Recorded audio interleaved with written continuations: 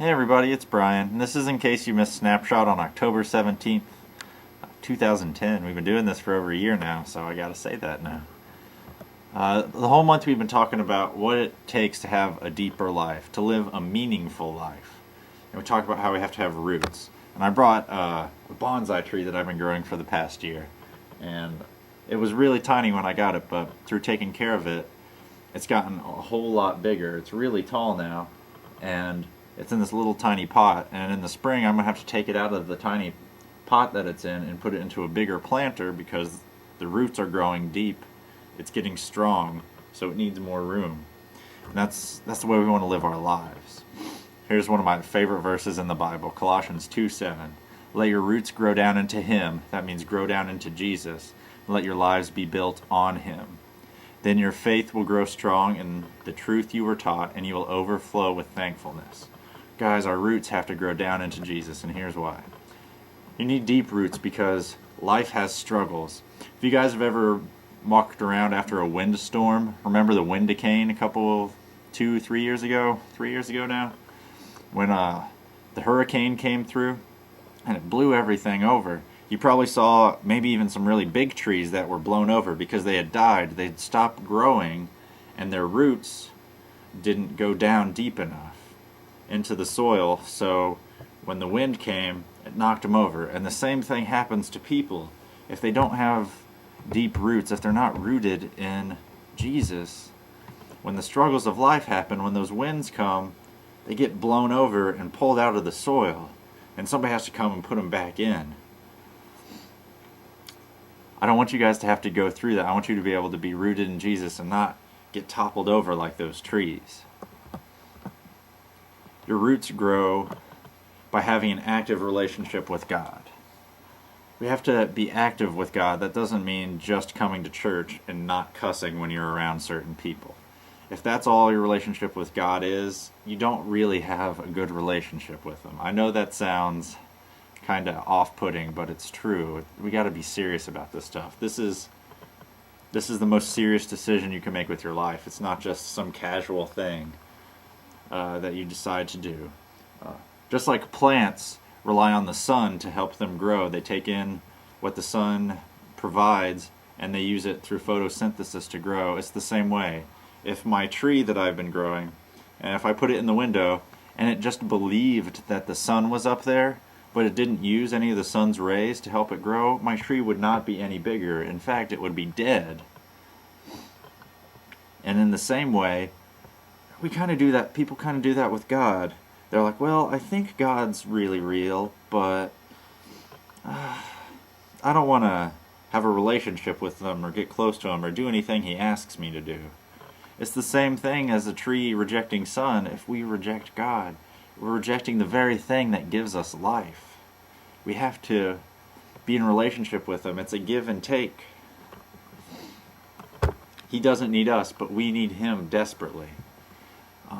I told this story on Sunday night, and I'll shorten it up here, but I haven't always followed Jesus. And I used to be a really, really angry person because of some stuff that happened in my life before. And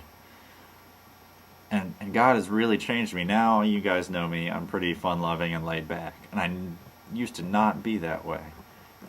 It's because I know who God is. I don't know how you get up every day if you don't have Jesus. Our lives are to be built on Jesus.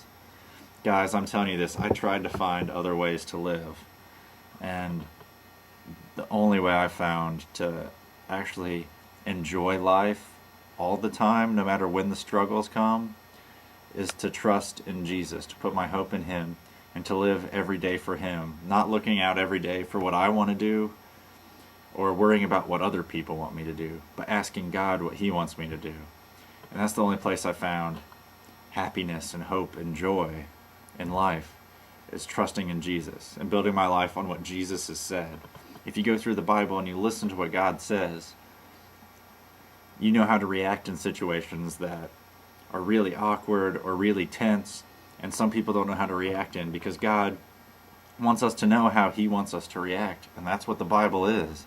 He just kind of tells us how we can live our lives, and He uses stories of other people's lives, or sometimes He uses stories that Jesus tells, or sometimes He just flat out says it. but we have to build our lives on Jesus. If you're living a life in Jesus, then your life will overflow with thankfulness. You've met those people before who are just so excited about life. They're so happy, and no matter when bad stuff happens, they can thank God for what's happened. I knew a friend whose wife died, and he loved God so much he was consoling other people. I mean, it hurt him, but he was so glad because he knew she loved Jesus, and he knew that he was going to see her again in heaven. And it's amazing when you see those people who are so close to God that they overflow with His love all the time, no matter what's going on in their life. And I pray that you can be people like that, but it takes some effort on your part. You have to try to spend time with God. Remember, we have to work to grow our roots down.